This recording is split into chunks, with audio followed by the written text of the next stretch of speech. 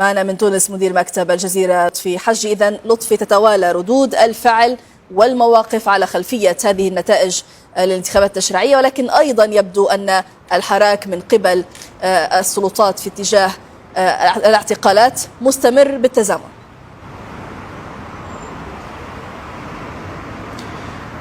بالفعل ميادة، هي ردود فعل متتالية ومتسارعة وسط صمت السلطة عن الاستجابة أو التفاعل مع هذه الدعوات.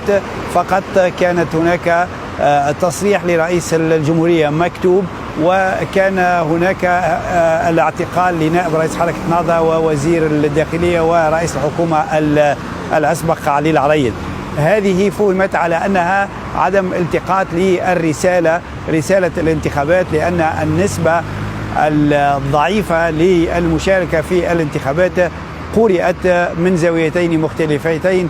قرأت من النهضة ومن اتحاد الشغل على أساس أنها رسائل قوية، قرأت من المعارضة بصفة عامة على أساس أنها رسالة قوية، وأنها تعني فشل المشروع الذي بشر به الرئيس قيس سعيد منذ 25 من يوليو قبل الماضي، واعتبره حبل النجاة من العشرية السابقة، وأنه سيوفر ما لم توفره تلك العشرية. المعارضة تقول العكس هو الذي حدث في تونس، إذ أن الأزمة السياسية كما أن الأزمة الاقتصادية والاجتماعية استفحلت وازدادت سوءا الأوضاع الاجتماعية، وهذه ربما نقطة تشترك فيها المعارضة مع ما يعلنه الاتحاد من أن التحولات الواقعة لا يجب أن تدفع فاتورتها الطبقة الشغيلة والطبقة العاملة، وأن السلطة مطالبة بإجراءات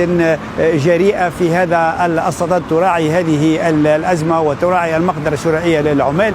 لكن اليوم ما طرحه الرئيس، ما طرحه الأمين العام للاتحاد العام التونسي للشغل نور الدين طبوبي، كان واضح أنه فيه رسائل وصفت بالقوية، تعتبر أن المنظمات والهيئات يجب أن تقول كلمتها، وأن الاتحاد كان دائما في المنعرجات التاريخية وفي الأزمات كان حاضرا ليحدث ما يسميه الاتحاد دوما بالتعديل في هذا السياق. وكان حتى في الحوار الوطني سابقا كان من المنظمات الأساسية في هذا الحوار الذي نزع فتيل الأزمة سنة 2013. لكن فيما تطرحه السلطة أو فيما يطرحه الاتحاد العام التونسي للشغل لا يلاحظ أن هناك تفاعل من رئيس الدولة بالأساس، وخاصة فيما يتعلق بالحوار الوطني. أغلبها تدعو إلى الحوار الوطني لكن ليس هناك تفاعل. رئيس الدولة يعتبر دائما أن هؤلاء من المشككين والذين يفتعلون الأزمات حتى في هذه الانتخابات، يعني الأحزاب واتحاد الشغل والهيئات سواء المحلية أو الدولية اعتبرت أنها رسالة قوية، وعدم المشاركة يعني رفضا للمشروع.